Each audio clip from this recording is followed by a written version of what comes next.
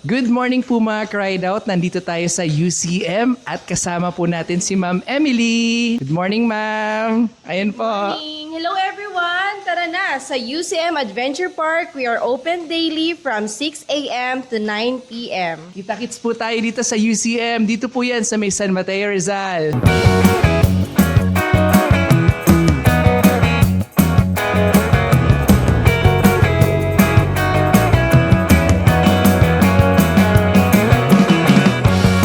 Ganda dito. Ganda.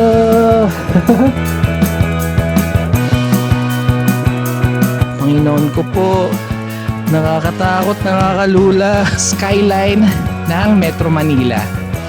Ganda, no? Ang ganda. Gusto kong matry ito kasi first time ko lang din dito.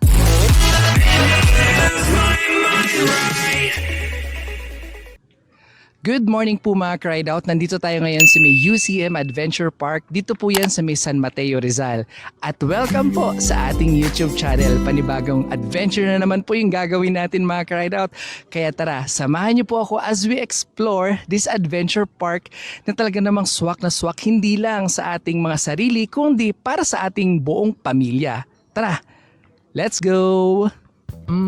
Kwentuhan ko kayo ng mga kaganapan kung paano ako nakarating dito. Ano ba yung mga nangyari? Umalis ako ng bahay around 5 o'clock in the morning. Madilim pa. Nag-jeep ako, nag-tricycle ako, tapos bumaba ako ng Marikina Bayan. Kung nasan yung palengke, nandun yung sports center din. So, good morning mga ka-ride out. Nandito tayo sa may Marikina Fountain Sports Center. Time check natin, alas 6 na umaga. Tapos from there, pumunta muna ako ng 7-Eleven kasi gusto ko muna magkaroon ng breakfast kahit papaano. So, bumili ako ng cheese dog, bumili ako ng Vitamilk. Yun, kasi yun yung favorite drink ko for energy. I'm wondering kung paano yung sasakyan na gagawin ko ulit or paano ako makakapunta dito exactly. Kasi medyo nag-hesitant ako na mag-jeep all the way kasi sabi ko parang walang direct na jeep na pumupunta dito sa UCM. And wala talaga akong ka-idea kung nasaan pa talaga siya exactly. Kapag ka talaga ganitong hindi mo kabisado yung ruta mo, kailangan ahead of time ka para may proper decision makings ka. So dito daw tayo sa may Save More, sasakay ng jeep papuntang Silangan, San Mateo. Until then, nagtanong ako. Napunta ako ng Blue Wave sa may Markinton. Nagtanong ako kay ate. Sabi ko, saan po ba yung sasakyan papuntang Silangan, San Mateo? Ano po ba yung sasakyan? Saan po ba yung tamang landmark? Ayun. And then, sabi ko, hala, late na. Ang oras kanina, mga 6:18 na. Ang call time ko, 6:30. Dapat nandito na ako. Nag-book ako ng angkas. Kasi wala na akong choice, malilate ako. Pag nalate ako, maatrasado lahat ng oras ko, lahat ng itinerary ko, lahat ng agenda ko. So sabi ko, sige, mag-angas na ako. Buti na lang kamo. Yung sakyan kong angkas, si Kuya, shoutout sa'yo Kuya. Napakabuti mo, pagpalain ka at nawa ay lagi kang ingatan ng ating Panginoon. Sabi ko, nako, kailangan ko na magmotor kasi malilate na ako. Ang taas ng mga inaho namin, ang taas ng mga pinuntahan namin na hindi ko akalain na yun pala yung way mismo. And then yung motor ni Kuya, sabi nga sa akin ni Kuya, sabi niya, sir, pasensya na po, yung motor ko medyo luma, kaya medyo lean forward kayo or pasensya na kung nagkakantugan yung helmet. Ganyan. Makakaahon din po tayo dun sa taas. Sabi ko ganun. Kasi nakaganon na kami kanina pareho. Minsan nakaganon ako pero minsan nauuntog ako sa kanya. So, yan, ito na Kuya. Opo. So, nandito na tayo sa may UCM. Kaya ano po pangalan niya po? Romar po. Okay lang po isama kayo sa vlog? Okay lang po. Okay lang po. So, si Kuya Romar yung nagsalba sa atin papuntang UCM. Ayun. So, hi Kuya Romar. Salamat po. Ride safe po. Una kong ginawa nung nasa loob na ako ng UCM, pumunta ako ng reception, okay? Ginaid ako nila Kuya Guard. Ang babait ng mga staff dito. Ilan kayo, sir? Dito po. Pa? Ilan kayo? Ako lang po Kuya. Ikaw lang. Po. Sir, sama kayo kay boss ko dyan. Po. Okay po. Papuntang reception, inassist ako ni ma'am, and then binigyan ako ng form. By the way, mga ka-ride out, bago nga po pala ma-settle lahat po ito, minessage ko po sila sa kanilang social media accounts dun sa may blue app. Kinuha yung details ko, napaka-accommodating din po nila. Tapos, nagbayad po ako ng down payment ko, 50%. Upon arrival here, dun ko po binayaran ng buo yung aking package na ginawa.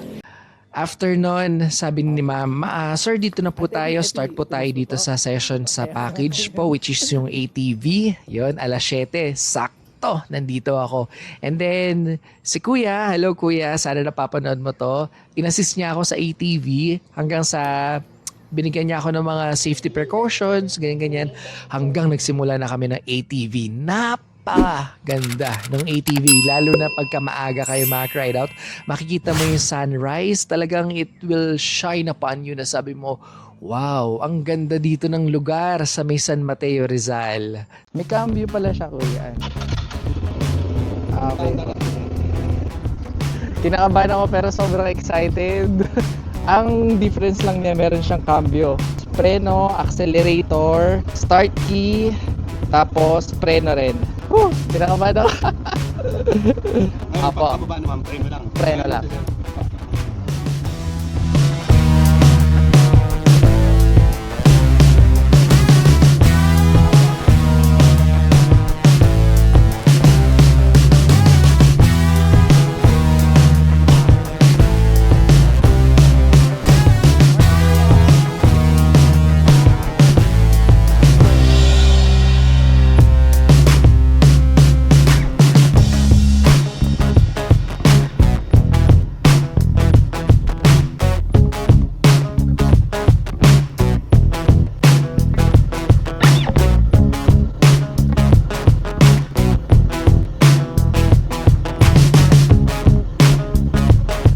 So tayo ay mga ngabayo. Ang ganda dito.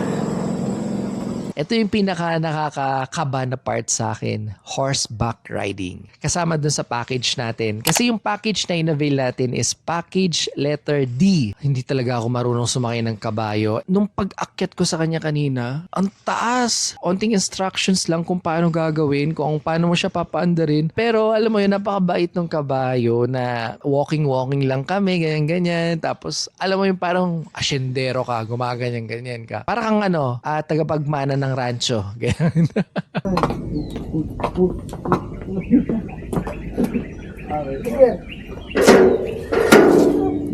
Sir, hatakalin pa ng kanan.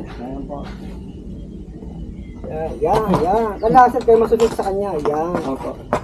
Tapos sir, yan. Mabagal na si para nung... Yan. Kailangan sir, di mawala yung sounds natin sir. Opo. Sige po.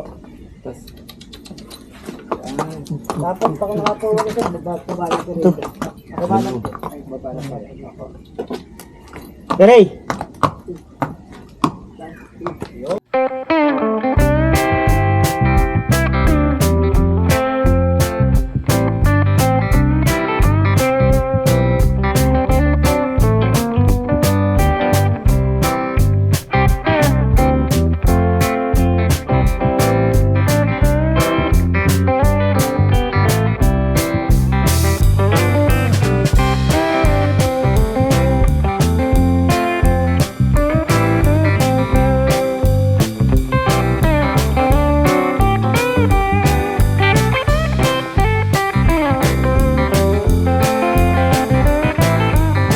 Yung preparation pa lang bago mo sakyan yung isang kabayo is napaka-importante kasi doon mo makikita yung safety ng isang horse and then syempre yung sasakay sa kanya. Kumbaga hindi ka lang basta sasakay, maraming kailangan i-consider. Sabi ko baka mamaya buong araw lang silang nakatayo pero sabi ni Kuya humihiga naman sila. Bihira ka na lang makakita ng horseback riding na malapit sa metro. Pero alam mo, every time natitignan ko yung mga kabayo usually sa mata nila, alam mo yung makikita mo yung napaka-genuine talaga nung feeling nila. Actually, naawa ko Pero gusto ko lang matry.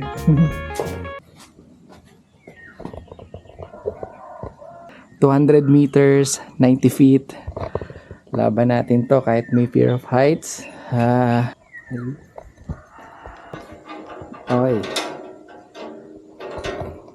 Pumunta tayo ng bicycle zipline. Ito, akala ko noon sabi ko kayang-kaya ko to. Akala ko horseback riding na yung pinaka-intense para sa akin. Pero grabe, dito pala ako talagang pinagpawisan din ng butil-butil. Alam nyo ba kung bakit? Nung nagsimula na ako umangkas sa bicycle zipline, ay nako, ka-ride out, 90 feet 90 feet ang taas, 200 meters ang layo. Alam ko malapit lang at alam ko hindi masyado mataas, pero sa akin natakot sa height. Naku mga ka-ride out, ang puso ko'y nalalaglag. Sabi ni Mark, si Mark yung nag-assist sa akin. Shoutout Quiz Mark, maraming salamat po sa iyong pag-assist. Kahit na may may support ako, may mga, anong tawag nun? Basta yon, nakakalimutan ko, nabanggit ko na yun eh. Alam mo yung parang pag nandun ka na pumapadyak, umuuga ako, gumaganong-ganon ako, sabi ko Lord, sabi ko ganyan. Kahit alam mo namang safe ka, alam mo natutuwa lang din ako kasi kalmado sila dito. Kahit alam nilang takot ka, they stay calm. Tapos sabi ni Mark sa akin, Sir, basta pagka if ever man nalulula ka, huwag kang titingin sa baba. Diretso lang ang tingin, padyak lang. And then sabi niya, Sir, kapag nararamdaman mo na lumulundo-lundo kayo, medyo bilisan niyo yung padyak niyo para hindi masyadong maglundo yung inyong cable wire. Tapos nung pabalik ko, mas binilisan ko, mas na-enjoy ko, mas masaya. Kuya, pwede na? Lord. Ay, shucks. Ay. Sabi ni Kuya, pag nalulula, diretso lang yung tingin. Lord, 90 feet po ito. Tapos 200 meters. Grabe kung gaano ako kabilis mag-bike. Ganun ako kabagal dito. Nalulula ako. Sabi ni Kuya, huwag mong isusway-sway yung manibela. Ay, kaya ako may fear of heights kasi alam ko sa sarili ko na mabigat ako. Dun pa lang, may fear ako na hindi ako kakayanin. Dun ako may trust issues. Pero, Lord, gusto ko na makatawid. Sana hindi na bumalik. Ewan ko kung pabalik bike pa rin. Grabe yung takbo ko, para mas mabilis pa yung lakad ng bata sa akin. Ay, huwag ka titingin sa baba. Napapatingin ako sa baba. Kung ano yung nilakas mong umahon sa bisikleta kapag may gulong siyang ikinaduwag mo dito. Hindi kasi nakakatakot talaga. Maiksi lang to 200 meters lang. Pero parang pakiramdam ko 20 kilometers na. Ayan, lapit na. Woo! Pawisan ako dun Nainip na si Kuya sa akin dito. Mas mabilis pa siyang maglakad. Dito po sir, back and Ay, pabalik ta rin pala ni Kuya. Grabe. Whew! Pag nasa gitna ka na, alam mo ning gumagalaw-galaw na yung cable wire. Tapos parang syempre lumulundo-lundo na siya. Pero pag ano kasi sir, pag mabagal po kayo sir, Oo. hindi po mararamdaman yung safety po. okay. So dapat bibilisan natin. Alam mo, nagbabike ako Kuya, pero pagka dito talagang napapatas. Ibang bike na po. Ayan, binaliktad lang ni Kuya. Try natin this time na medyo bilisan ng konti.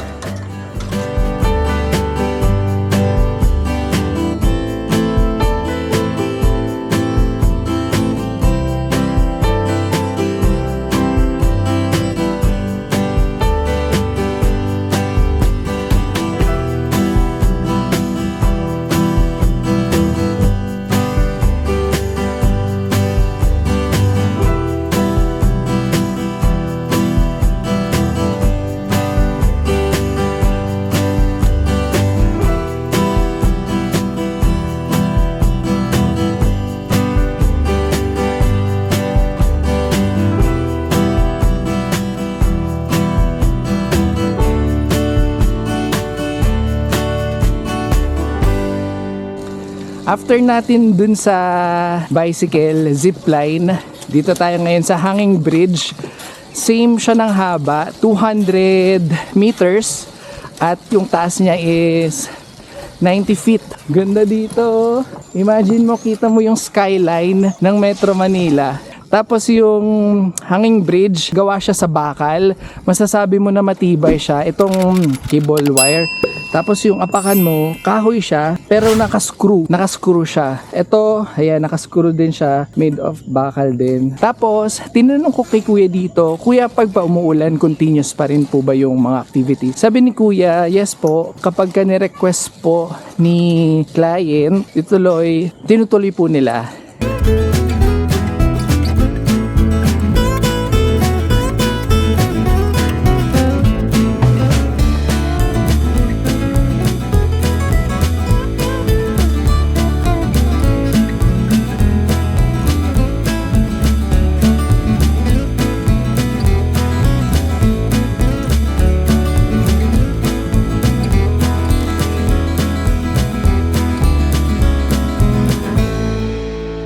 Kapag ka pumunta kayo dito sa UCM, makikilala at mamimit nyo po si Kuya Mark.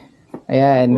Kuya Mark, shoutout naman. Shoutout po sa mga kaibigan ko dyan. And so, si Kuya Mark po, yung pwede nyong mag-assist sa inyo dito sa bicycle zipline tsaka sa may hanging bridge. Ayun. So, yan. Salamat, Kuya Mark. Thank you.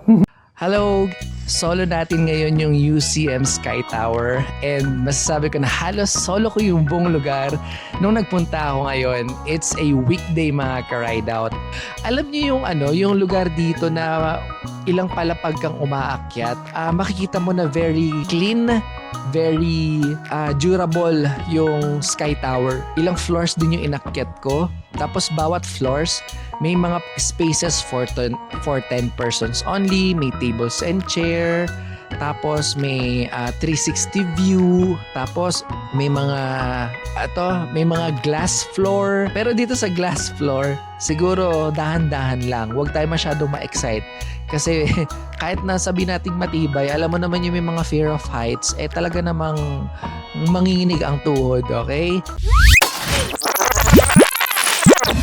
Back ride out, if you will try to visit UCM Adventure Park, meron silang mga iba't ibang klase ng mga packages where you can experience memorable moments with nature. As of now, meron silang package A, B, C, D, E. Tayo, nag-avail tayo ng package B. Ang mga inclusion dun sa package ay ATV trail, horseback riding, bicycle zipline, hanging bridge, at ang UCM Sky Tower. So, 5 po yung sinubukan natin. Sometimes, things are once in a while. Walang permanent experience kasi first time ko lang din dito. You must learn how to deal with people.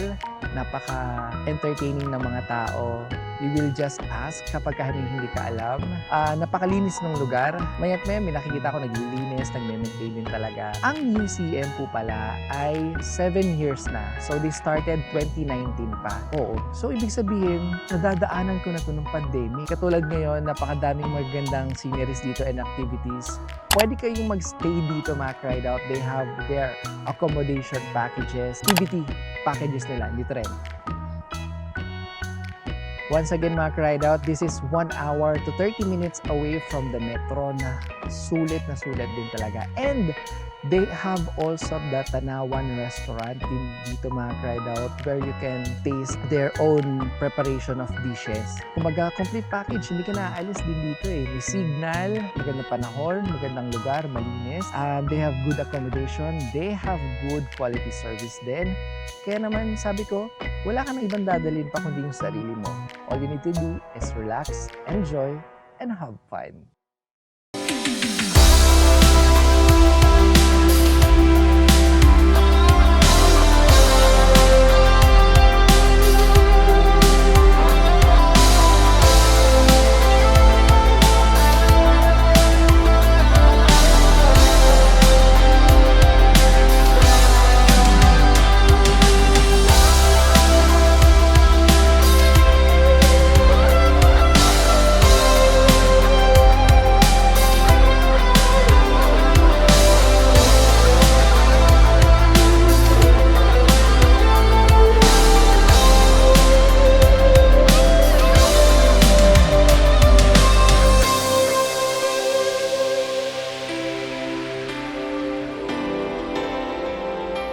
Actually, ito yung isa sa fear.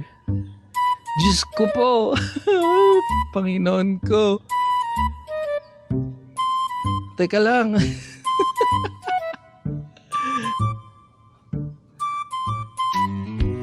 Ay, paano ba dito?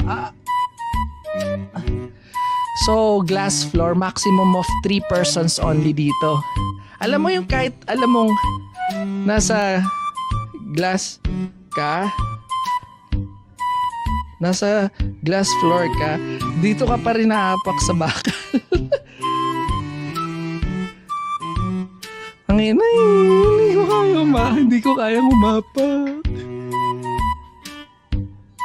Shit, alam mo yung pakiramdam ko, Bob. Pakiramdam ko, bumagsak na.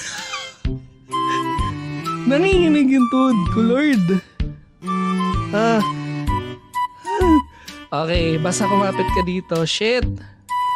Shit talaga.